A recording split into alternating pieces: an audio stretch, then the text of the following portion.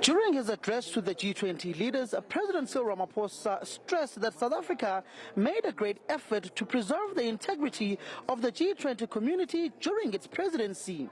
He called for a renewed global effort to tackle inequality and says that developmental priorities of the Global South and Africa agenda are critical to lift people out of poverty.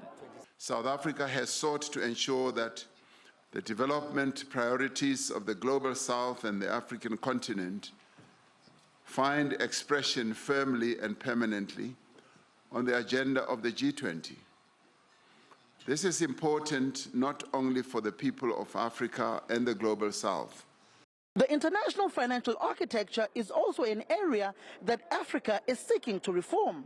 G20 leaders are expected to deliberate on the global debt crisis over the next 2 days. We must continue the reform of the international financial architecture, ensuring that institutions are strengthened and are more inclusive and are equipped to meet the challenges both of the present and the future.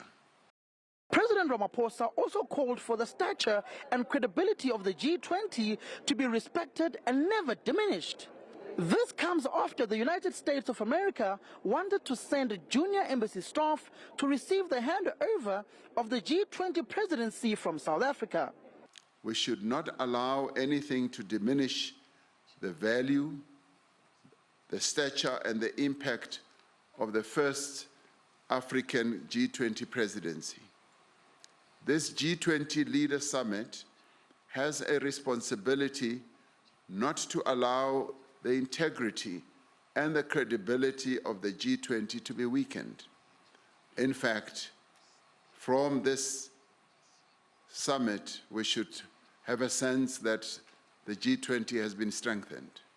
Given the U.S. posture to the summit, it will be curious to see how they respond when they assume the presidency of the G20 next month. Samkela Masego, SABC News, Johannesburg.